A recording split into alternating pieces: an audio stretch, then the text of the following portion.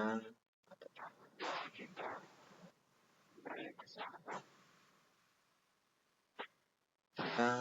Taufik, Prodi Teknik Informatika, Fakultas Teknik Universitas Islam Nusantara. Kali ini saya akan sedikit mempresentasikan tentang filsafat modern yang diampu oleh Bapak Ibnu Ali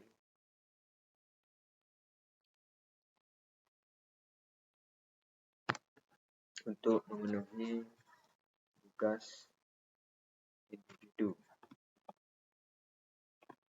Filsafat modern menjelajahi era pencerahan dan pemikiran baru. Garis waktu filsafat modern dari Descartes hingga pencerahan. Filsafat modern membentang dari awal abad ke-17 hingga akhir abad ke-18. Ditandai dengan perubahan fundamental dalam cara manusia memahami pengetahuan, realitas, dan moralitas. Era ini menjadi jembatan antara pemikiran abad pertengahan dan zaman kontemporer. Ada berikut empat tokoh tentang filsafat modern. Yang pertama, pada 1637 oleh René Descartes. Yang kedua, pada 1689 oleh John Locke. Yang ketiga, David Hume. Dan yang keempat, yaitu Immanuel Kant, kritik nalar murni. Pilar utama dari filsafat modern adalah rasionalisme dan empirisme. Dua aliran pemikir besar mendominasi awal filsafat modern. Rasionalisme yang menekankan akal budi sebagai sumber utama pengetahuan, dan empirisme yang berargumen bahwa pengalamanlah yang menjadi fondasi segala pengetahuan. Rasionalisme itu dipimpin oleh René Descartes. Rasionalisme percaya bahwa kebenaran dapat dicapai melalui penalaran deduktif, dan ide-ide bawaan akal dianggap sebagai cahaya yang membimbing menuju kejelasan dan kepastian. Jadi, rasionalisme itu akal sebagai sumber kebenaran, penalaran edukatif, dan ide bawaan. Jadi, rasionalisme itu bisa dicapai melalui penalaran edukatif dan ide-ide bawaan. Selanjutnya, empirisme. John Locke adalah salah satu tokoh sentral empirisme yang menyatakan bahwa pikiran manusia saat lahir adalah tabula rasa atau papan kosong. Dari semua pengetahuan berasal dari pengalaman indrawi. Pengalaman sebagai sumber kebenaran, indera dan observasi, tidak ada ide lawan. Fondasi rasionalisme dari René Descartes. Sering disebut bapak filsafat modern, mulai pencariannya untuk kepastian dengan keraguan universal. Ia menemukan kebenaran yang tak tergoyahkan dalam pernyataan cogito ergo sum, atau yang bisa disebut saya berpikir maka saya ada. Keraguan adalah awal dari kebijaksanaan. Penekannya adalah pada akal dan metode ilmiah, membuka jalan pada pengembangan ilmu pengetahuan dan epistemologi modern. Jadi menurut René Descartes, fondasi rasionalisme, maka saya berpikir maka saya ada. John Locke, kontrak sosial dan hak alami. Pemikiran John Locke memiliki dampak mendalam pada teori politik dan hukum. Ia berargumen bahwa setiap individu memiliki hak-hak alami, kehidupan, kebebasan, dan properti yang tidak dapat dicabut oleh pemerintah.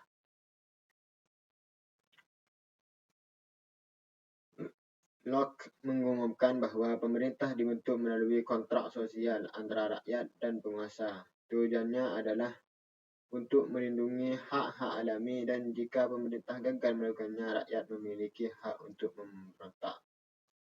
Ide-ide Locke menjadi inspirasi bagi revolusi Amerika dan pembentukan konstitusi banyak negara modern. David Hume, skeptisisme dan batasan pengetahuan. David Hume, seorang empiris Skotlandia, membawa skeptisisme ke tingkat baru. Ia menentang gagasan kualitas dan edukasi, berargumen bahwa kita tidak dapat secara logis membuktikan hubungan sebab akibat, hanya mengamati suksesi peristiwa. Kausalitas dan indukasi. Kausalitas menurut Hume berpendapat bahwa kita hanya mengamati peristiwa yang mengikuti satu sama lain, bukan kekuatan yang menyebabkan satu peristiwa menjadi penyebab peristiwa lainnya. Ini adalah kebiasaan pikiran, bukan kebenaran logis. Dan indukasi menurut Hume, prinsip bahwa pola masa lalu akan berulang di masa depan tidak memiliki dasar rasional. Ini juga didasarkan pada kebiasaan, bukan pada penalaran yang kokoh. Jadi, indukasi prinsip masa lalu bisa diulang nanti ketika di masa depan. Skeptisisme Hume mendorong para filsuf berikutnya untuk mencari dasar yang lebih kuat bagi pengetahuan. Immanuel Kant, sintesis revolusioner. Immanuel Kant adalah salah satu filsafat paling berpengaruh dalam sejarah Barat. Ia mencoba menjembatani jurang antara rasionalisme dan empirisme, menciptakan revolusi Kopernikan dalam filsafat, yaitu 4 revolusi Kopernikan. Yang pertama fenomena, yang kedua noumena, yang ketiga kategori pemahaman, yang keempat imperatif kategoris. Yang pertama fenomena.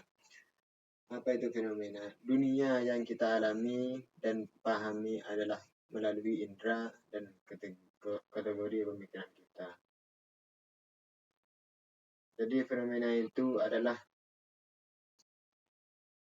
indera atau kategori pemikiran kita. Yang kedua noumena. Dunia sesuatu dalam dirinya sendiri yang tidak dapat kita ketahui secara langsung.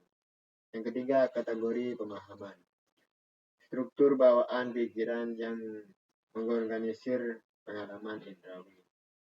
Yang keempat, imperatif kategoris. Prinsip moral universal bertindaklah hanya menuntut maksimum yang dapat kamu inginkan menjadi hukum universal. Filsafat Kant memberikan kerangka baru untuk memahami bagaimana kita bisa memiliki pengetahuan dan bertindak secara moral. Revolusi ilmu pengetahuan dan pencerahan. Filsafat modern berjalan seiring dengan revolusi ilmu pengetahuan yang dipimpin oleh tokoh-tokoh seperti Newton dan era pencerahan yang menekankan akal, kebebasan, dan kemajuan.